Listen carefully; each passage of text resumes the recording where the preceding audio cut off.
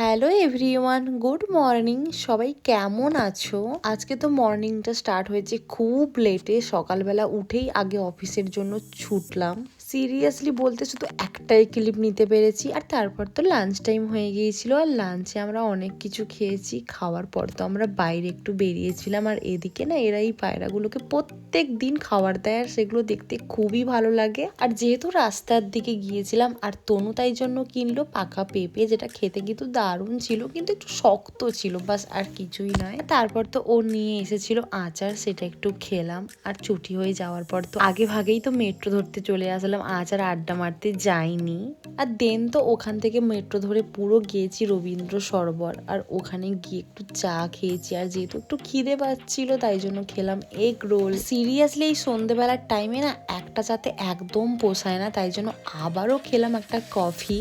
আর তারপর তো রুমে এসে ফ্রেশ হয়ে নিলাম গরম জল। তো আজকের ব্লগটা তো এই পর্যন্ত। ভালো লাগলে প্লিজ লাইক কমেন্ট করে দিও।